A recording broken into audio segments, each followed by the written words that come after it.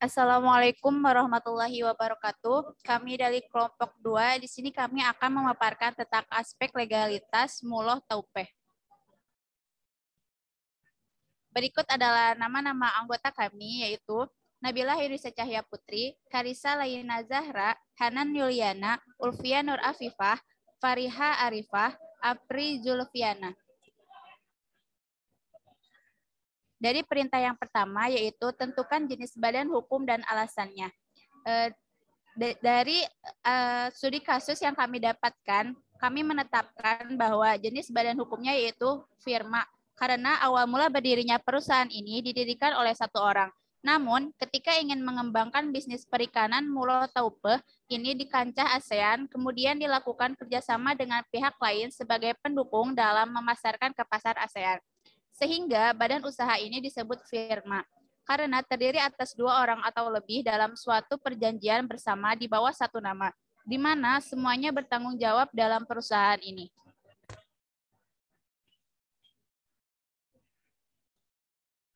Perintah yang kedua, yaitu memetakan seluruh aspek legal yang akan timbul balik, baik dari sisi izin usaha, tersertifikasi, dan lain sebagainya. Di sini kami menetapkan 5 aspek. Yang pertama, aspek izin usaha.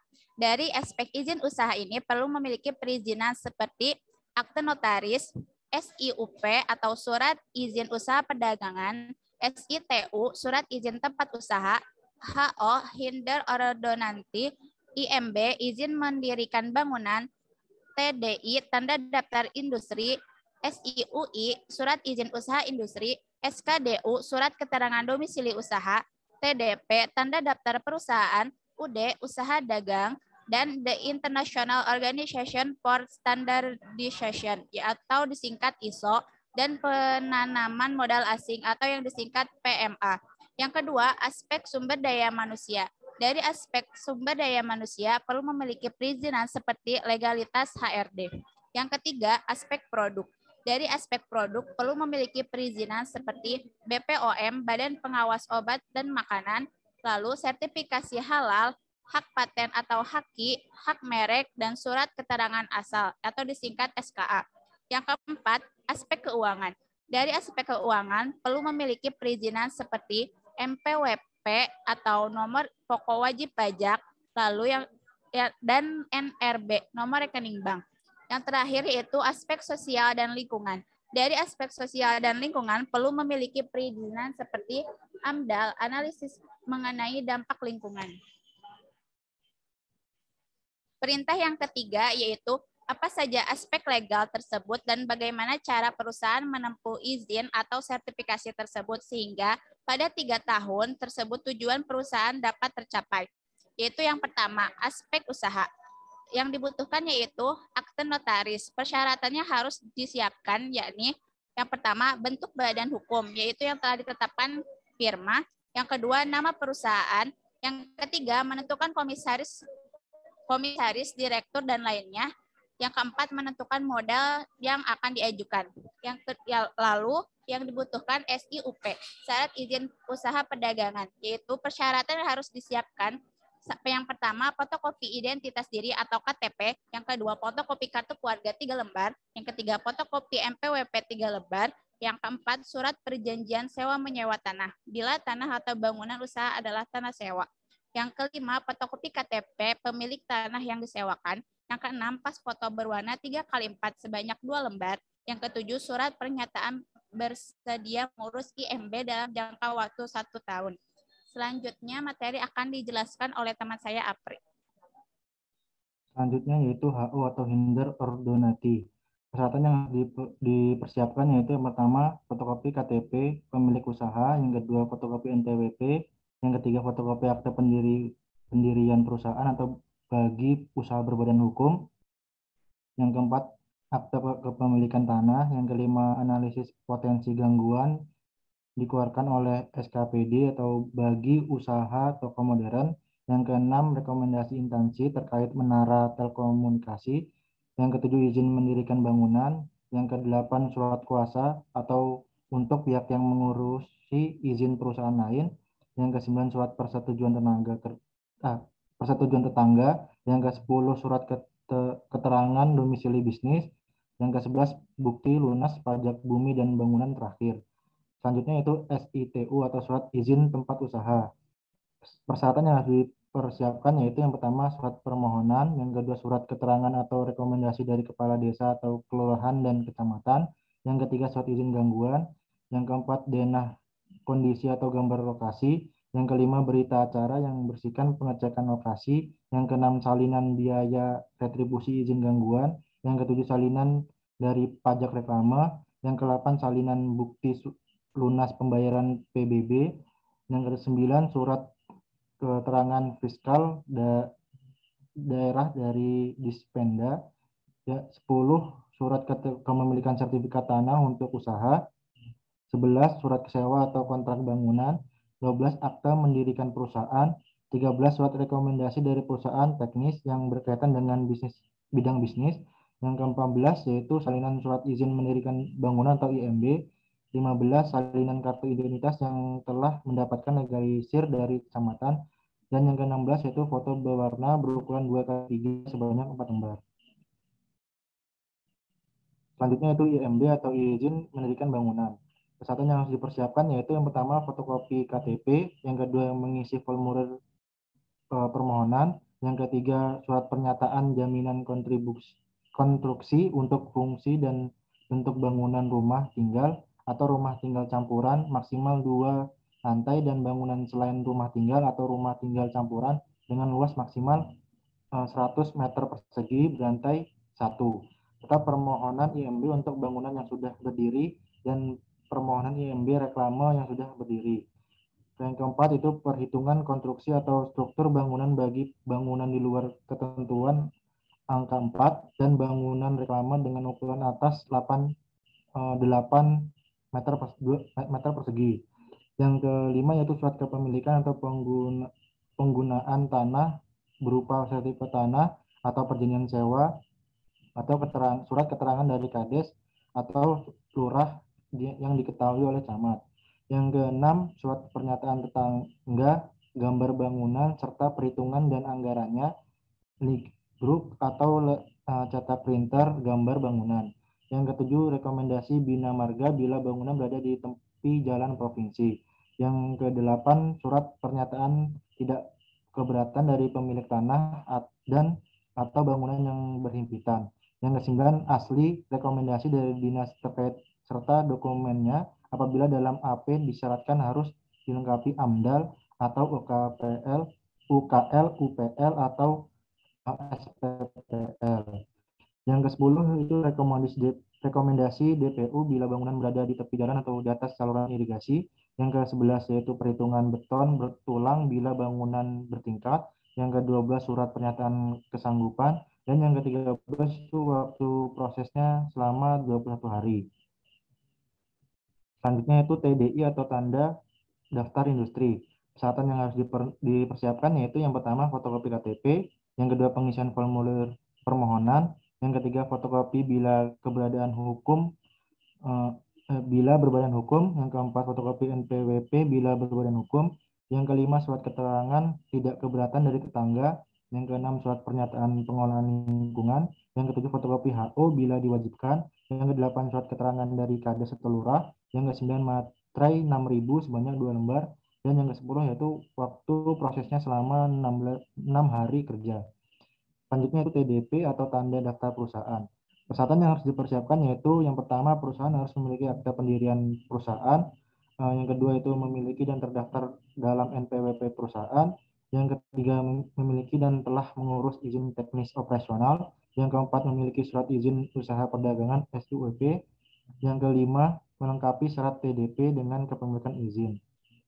Selanjutnya itu SIUI, surat izin usaha industri, di mana persyaratan yang harus dipersiapkan yaitu yang pertama fotokopi KTP, yang kedua pengisian formulir permohonan, yang ketiga fotokopi bila berbadan hukum, yang keempat fotokopi NPWP bila berbadan hukum, yang kelima surat keterangan tidak keberatan dari tetangga, yang keenam surat pernyataan pengelolaan lingkungan, yang ketujuh fotokopi HO bila diwajibkan, yang ke-8 materai 6.000 sebanyak 2 lembar, dan 9 waktu proses selama 6 hari kerja masa berlaku IUI. Dan yang ke-10 SIUI berlaku selama orang pribadi atau badan hukum yang bersangkutan masih menjalankan aktivitas perusahaan atau pemegang izin wajib melakukan daftar ulang setiap 3 tahun sekali. Selanjutnya akan dijelaskan oleh teman saya yaitu Karisa. Lalu SKDU, surat keterangan domisili usaha. Persyaratan yang harus dipersiapkan, yang pertama mengisi formulir permohonan SKDU, yang kedua fotokopi KTP pemohon, yang ketiga fotokopi kartu keluarga pemohon, yang keempat fotokopi nomor pokok wajib pajak pemohon, yang kelima surat keterangan persetujuan dari tetangga kanan, kiri, depan, dan belakang, yang keenam, surat pengantar dari RT dan RW, dan yang terakhir, bukti kepemilikan tempat usaha. Lalu UD, usaha dagang, persyaratan yang harus dipersiapkan. Yang pertama, mengajukan NPWP sendiri. Yang kedua, surat keterangan domisili perusahaan atau SKDP. Yang ketiga, surat izin usaha perdagangan atau SIUP. Dan yang terakhir, tanda daftar perusahaan atau TDP. Selanjutnya ISO. Untuk mendapatkan sertifikat ISO, maka perusahaan atau organisasi harus memenuhi persyaratan. Antara lain, yang pertama telah menerapkan sistem manajemen mutu ISO dan lulus audit sertifikasi. Di mana Badan Sertifikasi ISO meminta perusahaan harus mengirim beberapa yang harus dipenuhi, yaitu pedoman mutu, kebijakan mutu, sasaran mutu, 6 prosedur wajib, prosedur kerja departemen atau bagian, dan yang terakhir bukti pelaksanaan internal audit dan rapat tinjauan manajemen. Badan sertifikasi akan meminta informasi-informasi tertulis yang membuktikan perusahaan telah menerapkan ISO, seperti dokumen konteks organisasi, identifikasi internal atau eksternal isu, identifikasi kebutuhan dan ekspektasi stakeholder, risk assessment report, kebijakan, objektif, bukti internal audit dan manajemen review, serta beberapa prosedur atau informasi tertulis terkait dengan core proses atau proses inti. Maka, tidak ada lagi kewajiban perusahaan untuk mengirim 6 prosedur wajib dan pedoman mutu. Lalu, proses-proses yang diperlukan perusahaan haruslah mengidentifikasi yang pertama, input-output, urutan proses dan interaksinya. Yang kedua, proses performance dan pengendaliannya. Yang ketiga, sumber daya, tanggung jawab, dan wewenang. Yang keempat, risk and opportunity. Dan yang terakhir, metode untuk monitor, review, dan evaluasi. Selanjutnya, PMA atau penanaman modal asing. Syaratnya itu yang pertama, SP izin prinsip BKPM atau surat persetujuan Badan Koordinasi Penanaman Modal. Yang kedua, akte notaris pendirian perusahaan. Yang ketiga, SK pengesahan Menkumham. Yang keempat, surat keterangan domisili perusahaan. Yang kelima, NPWP Badan Hukum Perusahaan. Yang keenam, tanda daftar perusahaan. Dan yang terakhir, izin usaha tetap. Selanjutnya akan dijelaskan oleh Hanan. Selanjutnya mengenai aspek produk, di mana yang pertama adalah izin BPOM atau Badan Pengawas Obat dan Makanan. Persyaratan yang harus dipersiapkan yaitu yang pertama formulir A. Poin pertama adalah sertifikat merek dari Departemen Kehakiman Republik Indonesia, dan yang kedua rancangan label warna sesuai dengan rencana yang akan digunakan pada produk terkait. Yang ketiga, fotokopi surat izin industri dari Departemen Perindustrian dan Perdagangan atau Badan Koordinasi Penanaman Modal. Kemudian, surat pemeriksaan BPOM setempat. Dan selanjutnya, fotokopi izin produksi farmasi dan sertifikat CBOB, cara pembuatan obat yang baik, khusus untuk produk suplemen makanan.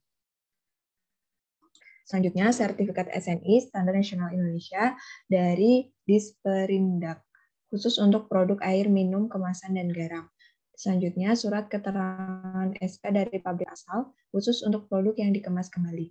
Dan surat keterangan SK dari pabrik asal, khusus untuk produk lisensi. Kemudian, selanjutnya, formulir B. di mana yang di dalamnya terdapat spesifikasi bahan baku dan BTM, bahan tambahan makanan, dan yang kedua, asal pembelian bahan baku dan BTM, bahan tambahan makanan, yang ketiga, standar yang digunakan pabrik, yang keempat, sertifikat wadah dan tutup, dan yang terakhir, uji kemasan dan pemberian bahan baku khusus untuk suplemen makanan.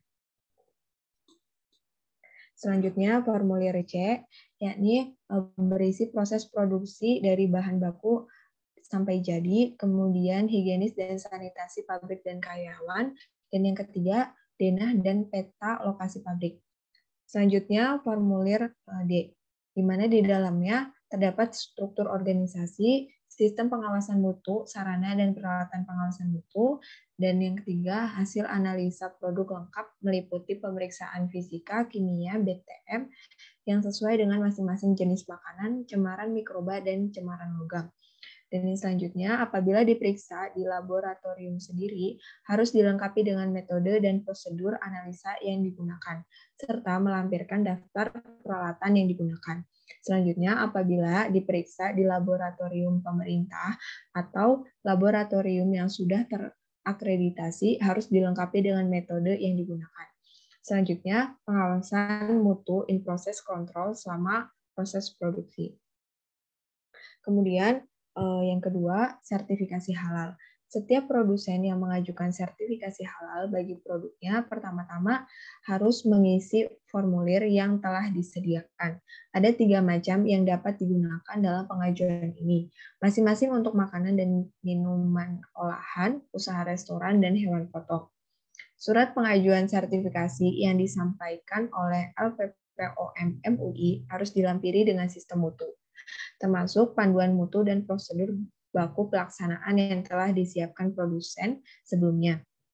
Kemudian, pada saat pengajuan sertifikasi halal, produsen harus menandatangani pernyataan tentang kesediaannya untuk menerima tim pemeriksa atau audit dari LPPOM MUI dan memberikan contoh produk termasuk bahan baku, bahan penolong, dan bahan tambahan produk untuk dapat diperiksa. Kemudian, semua dokumen yang dapat dijadikan jaminan atas kehalalan produk yang diajukan sertifikasi halalnya harus diperlihatkan aslinya, sedangkan fotokopinya diserahkan kepada LPPOM MUI. Kemudian, surat pengajuan sertifikasi halal dan formulir yang sudah diisi dengan cermat beserta seluruh lampirannya dikembalikan kepada LPPOM MUI. Kemudian, LPPOM MUI akan memeriksa semua dokumen yang dilampirkan bersama surat pengajuan sertifikasi halal. Jika tidak lengkap, maka LPPOM MUI akan mengembalikan seluruh berkas pengajuan untuk dapat dilengkapi oleh produsen pengusung.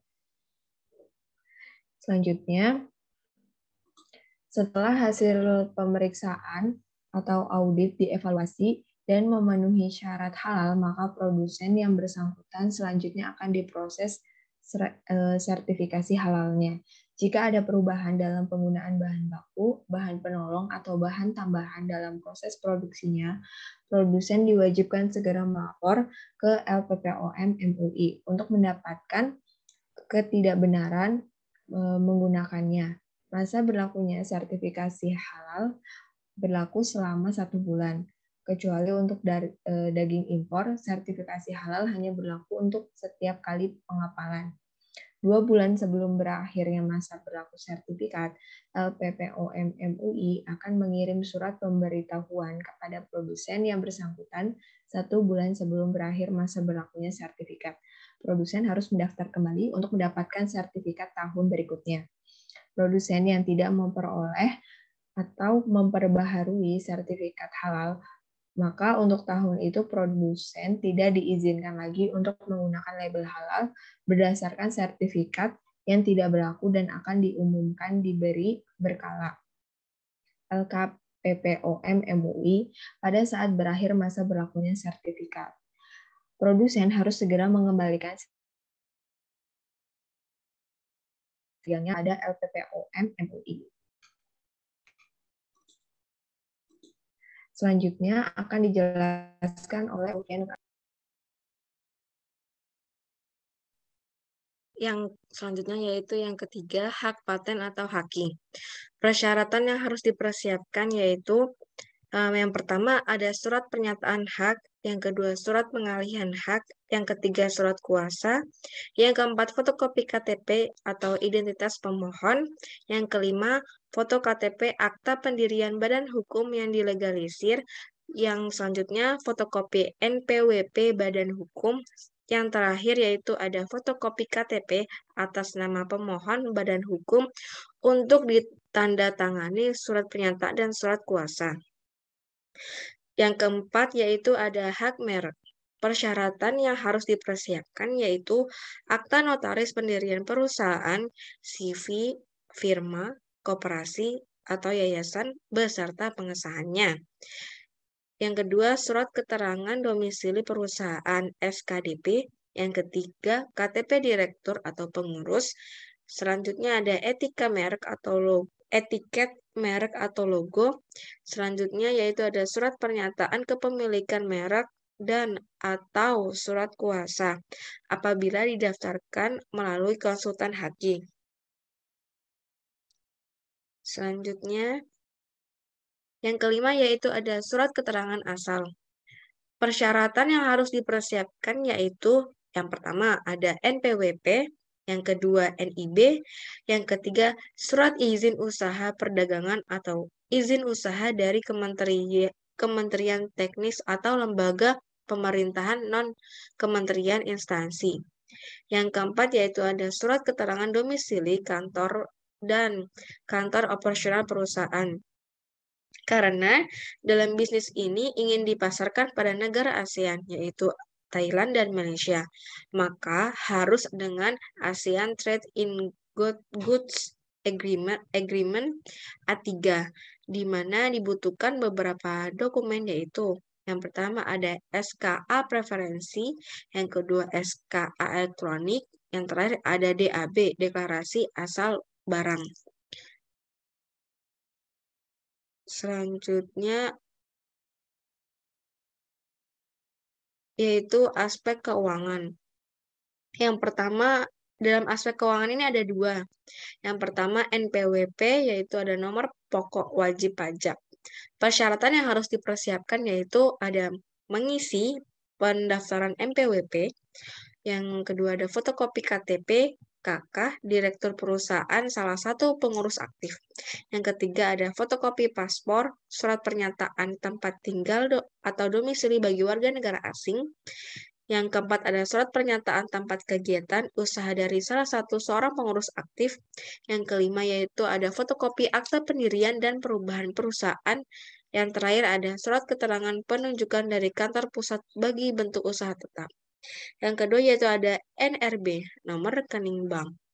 Persyaratan yang harus dipersiapkan yaitu yang pertama ada mengisi dan menandatangani formulir permohonan.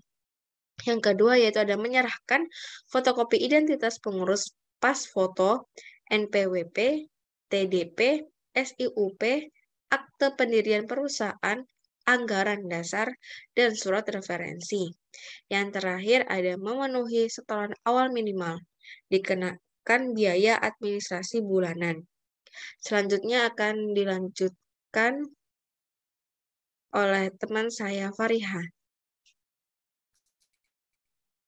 Aspek SDM, yaitu di mana legalitas yang dimaksud berkaitan dengan acuan hukum Indonesia mengenai ketenagakerjaan, yaitu UU nomor 13 tahun 2003. Meskipun perusahaan mempunyai kewenangan sebagai pemberi kerja, perusahaan adalah bagian dari masyarakat yang mempunyai kewajiban untuk mentaati hukum yang berlaku.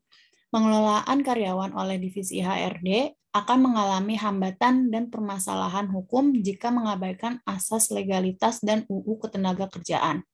Selanjutnya, pasal 82 UU Ketenagakerjaan menyebutkan bahwa karyawan perempuan berhak memperoleh istirahat selama 1,5 bulan sebelum melahirkan dan 1,5 bulan pasca melahirkan. Bila mengalami keguguran, karyawan perempuan juga berhak untuk cuti selama 1,5 bulan dengan surat keterangan dokter. Selanjutnya, jika perusahaan menyalahi peraturan mengenai jam lembur, akan diberi sanksi pidana berupa kurungan 1-12 bulan dan denda 10 juta sampai 100 juta sesuai dengan pasal 78 UU Ketenagakerjaan. Selanjutnya, perusahaan tidak boleh sembarangan memberhentikan karyawan dengan sepihak. Dalam pasal 156, PHK mengharuskan perusahaan untuk membayar uang pesangon kepada karyawan sebagai penggantian hak yang seharusnya diterima dan akibat adanya PHK. Selanjutnya, aspek sosial dan lingkungan. Ada AMDAL atau analisis mengenai dampak lingkungan. Yang termasuk dalam AMDAL yaitu penyajian informasi lingkungan, kerangka acuan, selanjutnya rencana pemantauan lingkungan, rencana pengelolaan lingkungan, dan analisis dampak lingkungan. Selanjutnya yaitu menjelaskan alasan serta kemungkinan yang terjadi dari keseluruhan aspek legal, baik kendala yang berpotensi menghambat perizinan ataupun sumber daya yang diperlukan untuk mendapatkan izin atau sertifikasi tersebut. Yang pertama, yang berpotensi menghambat perizinan yaitu adanya modal. Seperti halnya dalam mengajukan izin hak paten, memerlukan dana sebesar 750.000, kemudian dalam mengajukan hak merek, untuk pendaftaran hak merek sebesar 1,8 juta secara online dan 2 juta yang dilakukan secara manual atau offline. Selanjutnya, terkendala pada sumber daya manusia, di mana diperlakukannya tenaga ahli di bidang HRD, ahli hukum dan keuangan, agar memenuhi persyaratan dalam aspek legalitas perusahaan, terutama pada pengajuan sertifikat ISO yang membutuhkan tenaga ahli untuk membuat tim ISO agar dapat tercapainya persyaratan untuk mendapatkan sertifikat ISO. Dan agar mencapai tujuan perusahaan dalam mengembangkan bisnis 3 tahun ke depan. Selanjutnya, terkendala dari segi waktu. Karena untuk mendapatkan hak merek diperlukan waktu yang cukup lama.